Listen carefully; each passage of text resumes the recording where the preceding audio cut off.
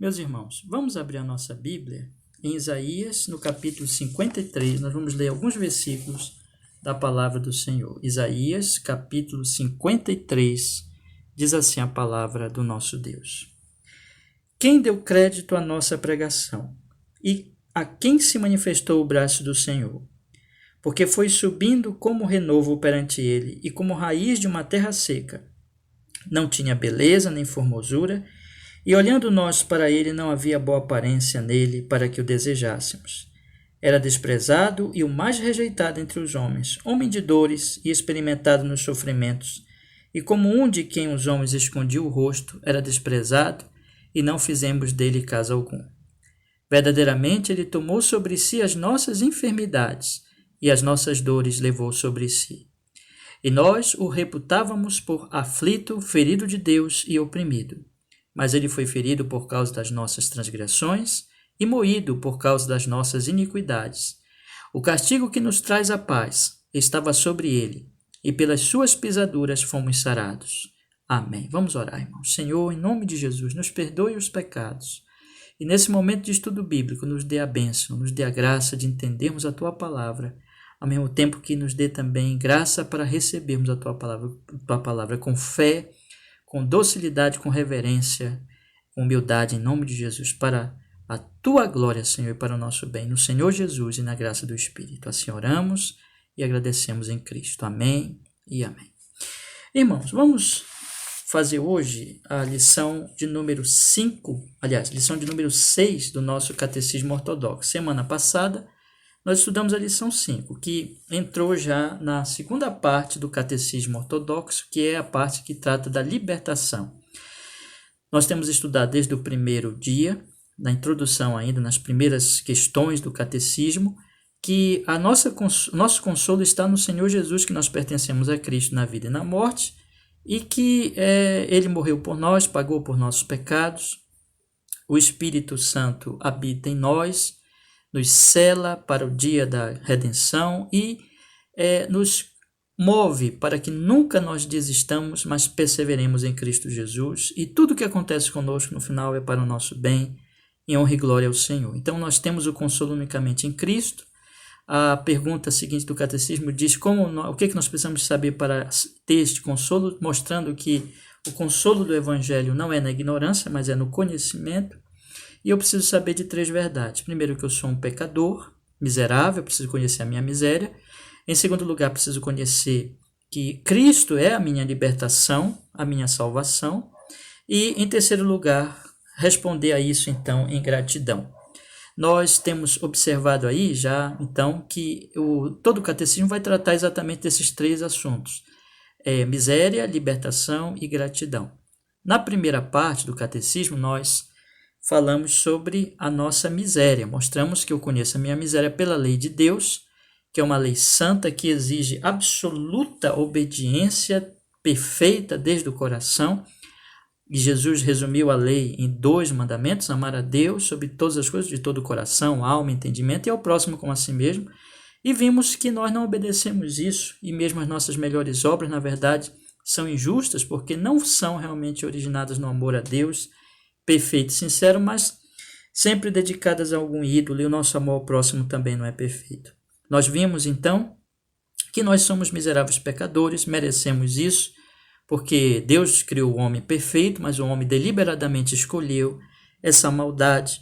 Mas vimos na semana passada, nós entramos já na segunda parte do catecismo que fala da libertação. Nós precisamos realmente desse Salvador, dessa salvação diante de uma situação tão grave que é o pecado, que nos levará inevitavelmente à condenação se não formos salvos, se Deus não tiver misericórdia de nós. E essa libertação está em Cristo. Nós vimos na pergunta 12. Se de acordo com o justo julgamento de Deus nós merecemos tanto castigo neste mundo e para sempre na eternidade no porvir, como então podemos escapar dessa punição e retornar ao favor de Deus? E a resposta é: Deus exige que a sua justiça seja satisfeita. Por isso, ou nós satisfazemos essa justiça ou outro por nós. Nós podemos satisfazer a justiça? A resposta não. Nós só aumentamos a nossa dívida. Vimos nessa pergunta de número 13 já. E na pergunta 14, qualquer mera criatura pode satisfazer a justiça de Deus por nós? Também vimos que não, porque Deus não pune criatura outra por culpa do ser humano, da culpa do ser humano, devido à culpa do ser humano. E segundo, uma mera criatura não pode suportar o peso terrível da ira de Deus. Então, que tipo de mediador, pergunta 15, que foi a última pergunta da semana passada, que tipo de mediador e libertador devemos buscar? Resposta: aquele que é homem verdadeiro e justo, mais poderoso do que todas as criaturas, isto é, alguém que seja ao mesmo tempo Deus verdadeiro. Então precisa de um salvador, de um libertador, de um mediador que seja homem verdadeiro, que tem que morrer pelos homens, e justo, e mais poderoso do que todas as criaturas para resistir à ira de Deus. Essa lição de hoje ela vai aprofundar essa grande questão. O ponto que é muito importante nós notarmos é que o Senhor Jesus Cristo é esse único mediador. Então, nós vamos entender melhor hoje por que ele tem que ser homem, por que ele tem que ser Deus. Nós vamos então estudar sobre a natureza desse Salvador e desse Redentor e da necessidade de ser somente ele para nos salvar, e a verdade do porquê somente ele pode nos salvar. E também como nós podemos saber disso, qual é a fonte dessa revelação. Então nós vamos entender melhor hoje a natureza desse Redentor e por que ele tem que ser como ele é, não é? E somente ele, devido a isso, pode nos salvar, e aonde nós podemos efetivamente encontrar essa verdade. Nós então vamos estudar aí a pergunta 16, 17, 18 e 19 do Catecismo, que é a lição 6, meus irmãos. Eu comecei com Isaías, porque Isaías, tantos anos antes, na verdade séculos antes, já falou de Cristo como o único Salvador, como aquele apropriado Salvador que levaria realmente, nos substituiria na cruz do Calvário, morrendo por nossos pecados e ganhando para nós a eterna redenção. Então vamos entrar, meus irmãos, no assunto de hoje.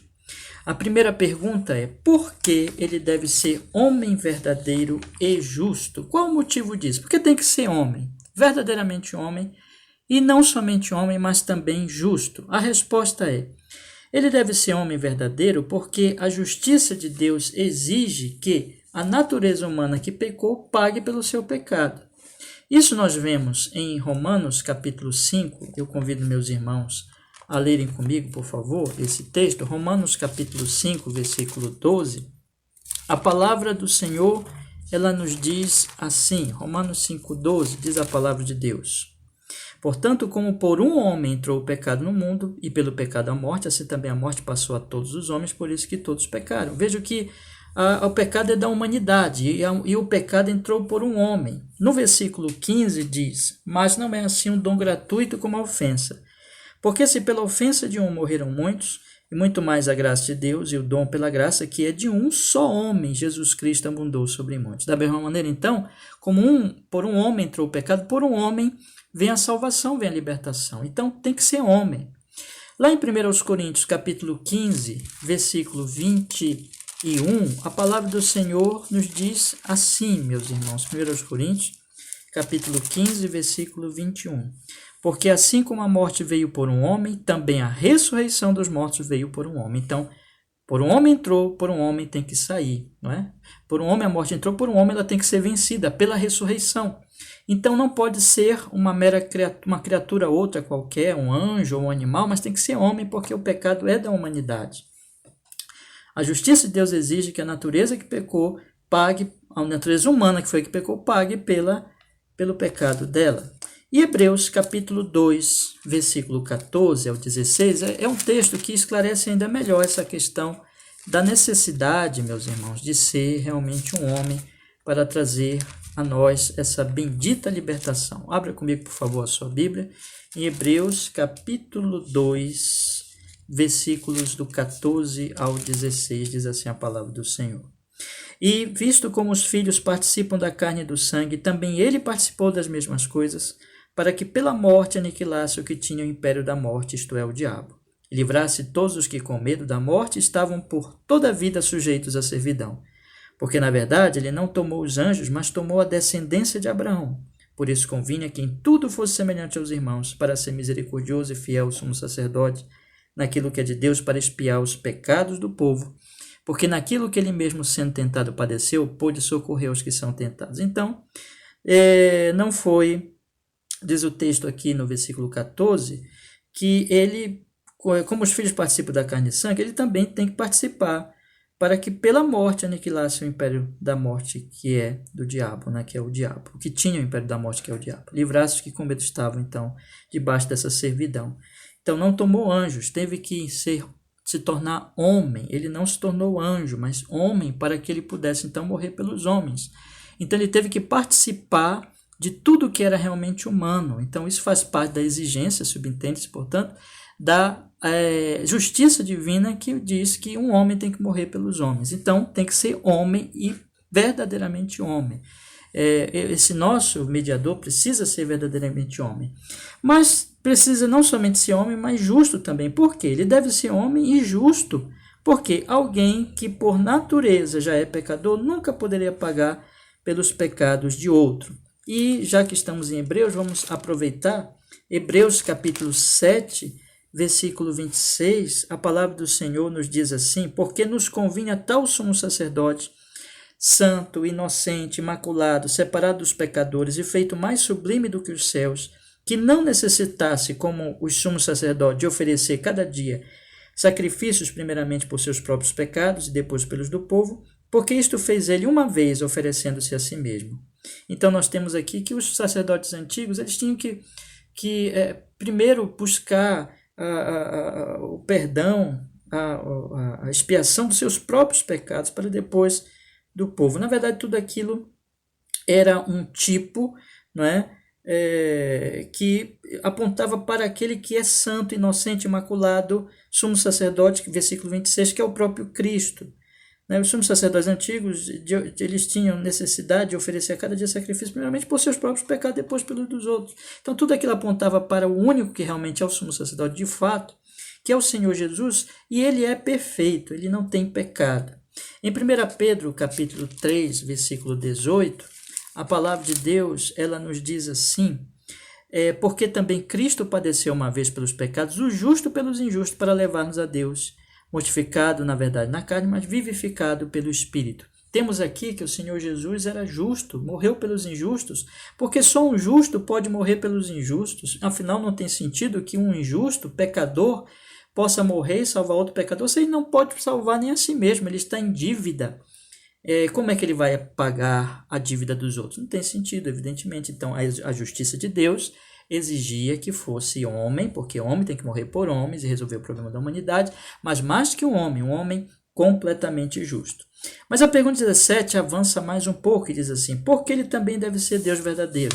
E essa é uma questão também sumamente importante. Ele tem que ser homem, não pode ser animal ou anjo, porque homens precisam ser salvos. Ele não pode ser um homem pecador, porque um pecador não pode salvar outro pecador, mas ele precisa ser mais que homem, ele precisa ser Deus. Por quê? A resposta do catecismo na pergunta 17 ele deve ser Deus verdadeiro, para que pelo poder de sua natureza divina possa suportar o peso da ira de Deus em sua natureza humana e conquistar e restituir para nós a justiça e a vida. Então tem que ser Deus também, porque uma mera criatura como é um homem não poderia suportar o peso terrível da ira de Deus. Vimos então que tem que ser Deus também, porque só Deus pode nos livrar da ira de Deus e suportar a ira de Deus. E é interessante que, portanto, e detalhe aqui antes de dizer o que eu ia dizer, que precisa um ser humano ou qualquer outra criatura não poderia suportar essa terrível ira. Então tem que ser divino mesmo, tem que ser Deus.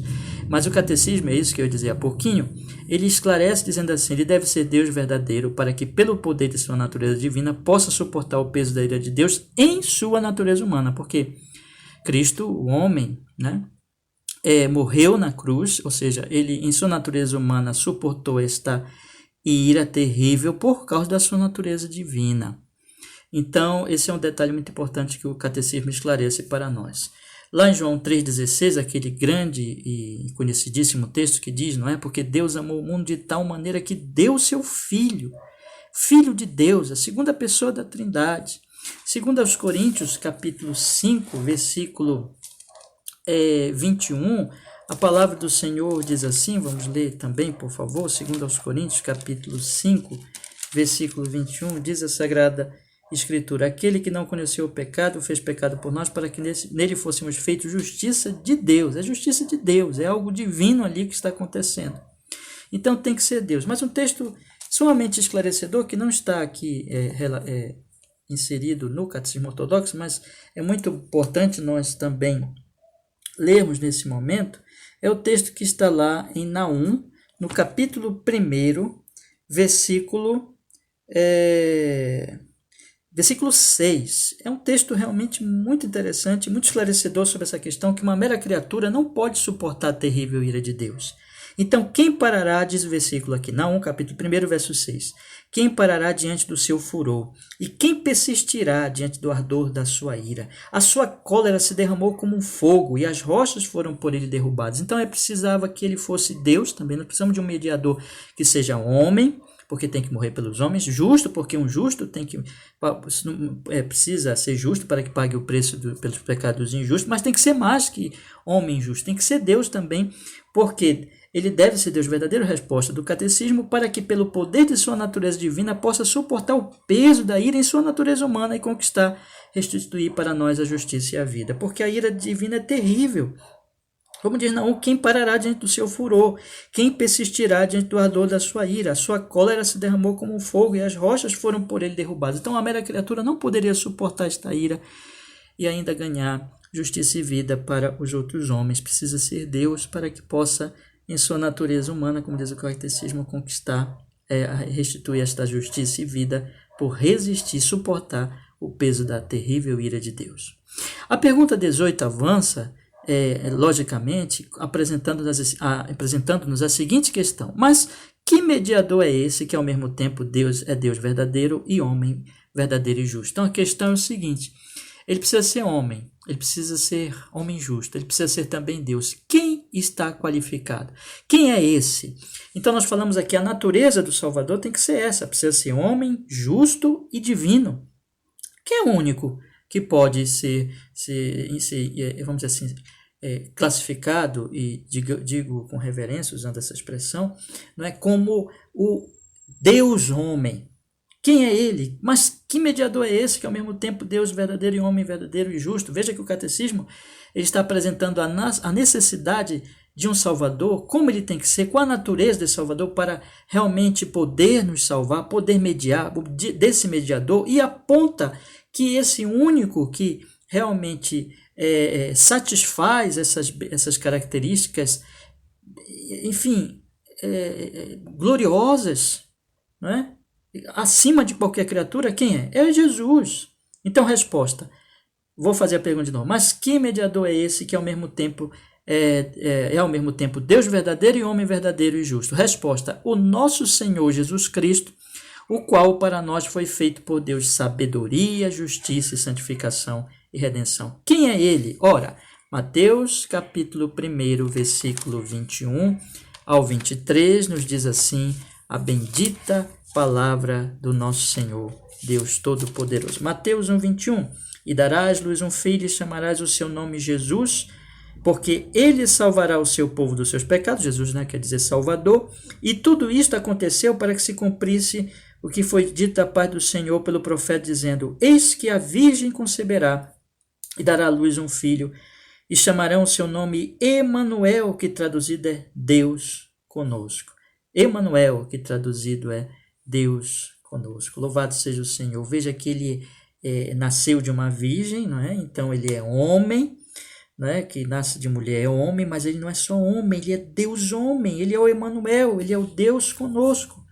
Lá em Lucas capítulo 2, versículo 11, a palavra de Deus nos diz assim, vamos ler também, meus irmãos, Lucas capítulo 2, no versículo 11, diz a Sagrada Escritura: pois na cidade de Davi vos nasceu hoje o Salvador, que é Cristo, o Senhor. Quando diz o Senhor, só é um título exaltadíssimo para Deus, né? O Senhor. Em 1 Timóteo capítulo 2, versículo 5, a palavra do Senhor vai dizer assim, 1 Timóteo capítulo 2, no versículo 5. Porque há um só Deus e um só mediador entre Deus e os homens, Jesus Cristo, homem. Então veja que ele é homem e Deus, é o Deus homem. 1 Coríntios, capítulo 1, versículo 30, diz a palavra do Senhor. 1 Coríntios 1:30.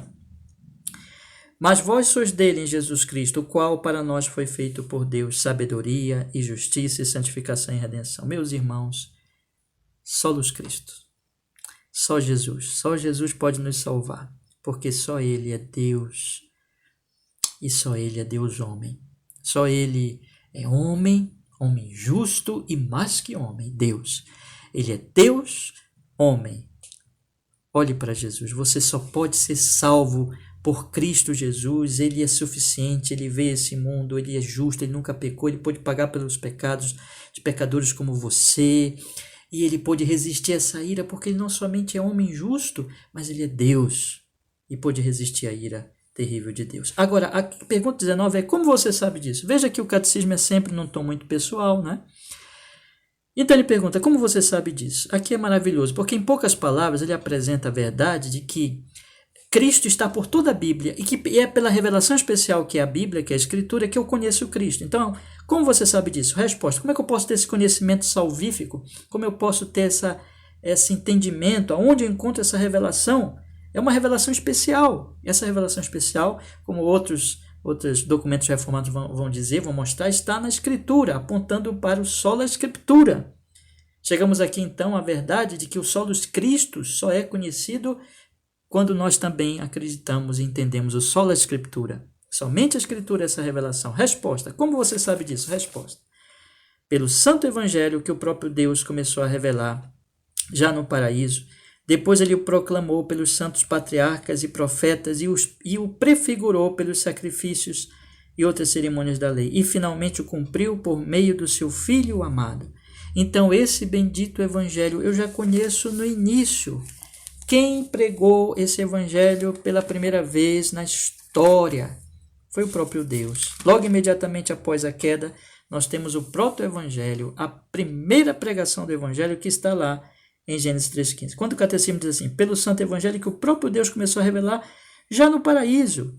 Gênesis 3,15 diz: e porém inimizade entre ti e a mulher, entre a tua semente e a sua semente. Esta te ferirá a cabeça e tu lhe ferirás o calcanhar. Deus já profetizou que viria a semente da mulher, que é o próprio Cristo, que pisaria na cabeça da serpente, que nos libertaria, que nos tiraria daquela situação. Então aqui já está revelado esse bendito Salvador, que nasceria da semente da mulher, portanto, seria homem, não é? E depois, a Bíblia, por todo o contexto das Escrituras, Deus homem. Mas também, o Senhor então proclamou aqui, o próprio Deus foi o primeiro que pregou o Evangelho, mas também ele proclamou os patriarcas. Veja, por exemplo, Gênesis capítulo 22, versículo 18, que diz assim: e em tua descendência serão benditas todas as nações da terra, porquanto obedeceste a minha voz. Então já revelou essa bênção a Abraão, que por ele, né, porque de Abraão nasceria esse Cristo, né, da descendência de Abraão, viria a bênção sobre todas as nações da terra. Em tua descendência serão benditas todas as nações da terra. E também revelou, continua o catecismo, aos profetas. E aí, por isso que eu li com os irmãos, Isaías. Isaías, no capítulo 53, é um capítulo impressionante, porque ele como que descreve, como alguém que fosse assim, como se fosse uma testemunha ocular que tivesse visto ali o próprio Cristo morrendo. E não foi esse o caso. Na verdade, Isaías viveu centenas de anos antes disso acontecer, mas ele foi revelado a ele pelo próprio Deus, e ele profetizou. Então, Deus revelou pelos profetas, proclamou aos santos patriarcas. Quem são os santos patriarcas? Abraão, Isaque e Jacó. Revelou aos profetas e mais. Então, temos aqui em Isaías 53, né? Todos nós, versículo 6, andávamos desgarrados como ovelhas, cada um se desviava pelo seu caminho, mas o Senhor fez cair sobre ele a iniquidade de nós todos. Caiu sobre ele os nossos pecados. Isaías já proclama isso. E todos os profetas têm a mesma proclamação. De uma forma ou de outra, eles apontam para o Senhor Jesus, eles falam de Cristo.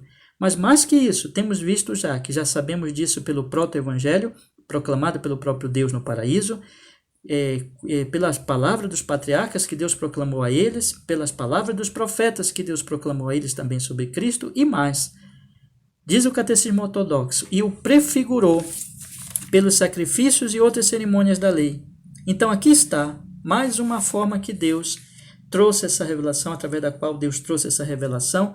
Hebreus, a carta aos Hebreus mostra claramente que tudo aquilo ali, na verdade, era simbólico, não tinha poder em si mesmo, mas apontava, sim, para aquele que viria, para o Senhor Jesus, para o nosso Redentor, para o nosso Salvador. Então, todo aquele sistema levítico, todas aquelas leis cerimoniais, sacrifícios, os animais que eram mortos, os sacerdotes, o tabernáculo, o templo, as várias partes do tabernáculo, todas aquelas festas e todas aquelas cerimônias e toda aquela lei, enfim, cerimonial, apontava para o Senhor Jesus Cristo. E para isso, nós podemos ler, por exemplo, Colossenses capítulo 2, versículo 17, que nos diz assim, né? Colossenses capítulo 2, versículo 17, que nos diz assim a palavra do Senhor.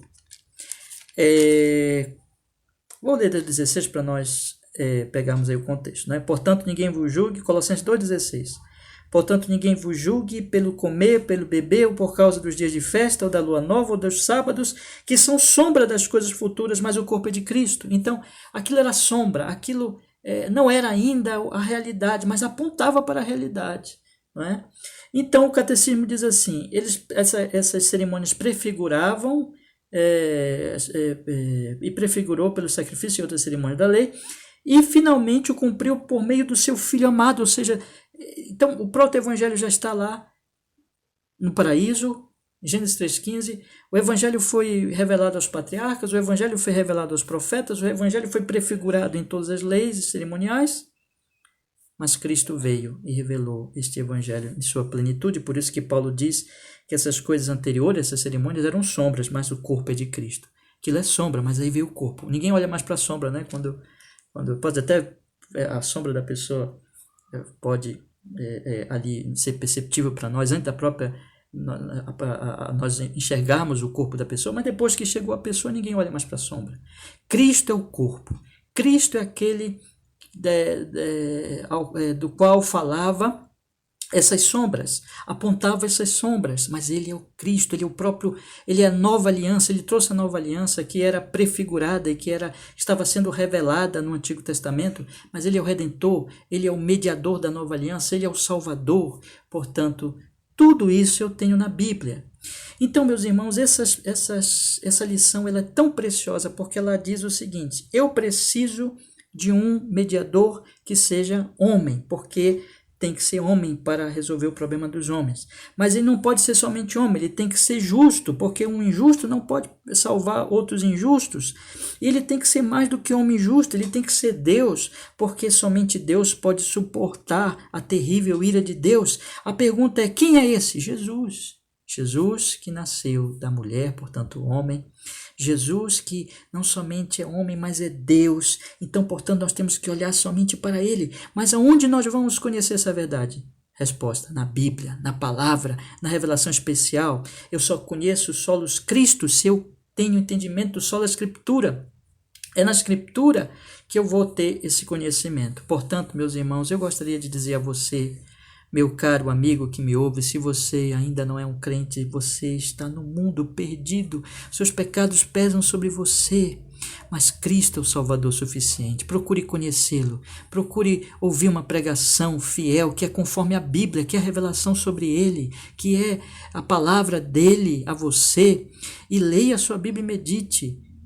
Vá a Cristo, clame a Deus, peça para Deus lhe revelar esse Cristo e confie nele somente. Arrependa-se dos seus pecados e creia nele como seu Salvador. E a você, meu irmão, que já creu, como você deve se alegrar nisso, como você deve se alegrar que você tem esse apropriado e suficiente Salvador, Deus homem, homem justo e Deus homem, e que foi revelado a você pelo Espírito Santo nas Escrituras e na fiel pregação.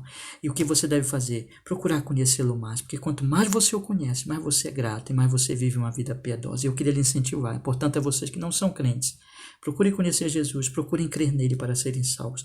E a vocês que são crentes, procurem conhecê-lo mais ainda, para que sejam mais ainda santificados. Que Deus abençoe você e que você ponha a sua confiança tão somente em Jesus para ser salvo, e que você procure conhecê-lo mais e mais para amá-lo mais e servi-lo mais e mais com fidelidade. Que Deus te abençoe nele, no seu Filho e na graça do Espírito Santo. Vamos orar. Abençoa, Senhor, a cada um de meus irmãos, a mim e a todos eles, para que possamos te conhecer cada vez mais e nos alegrar cada vez mais nesse bendito e suficiente Salvador, Deus homem, que é justo, que morreu por nossos pecados e suportou esta ira e ganhou para nós plena satisfação, porque não somente é um homem justo, mas é Deus homem. Louvado seja o teu nome e que nós possamos cada vez mais ser santificados em Jesus, o teu Filho, e na graça do Espírito Santo. Amém e amém.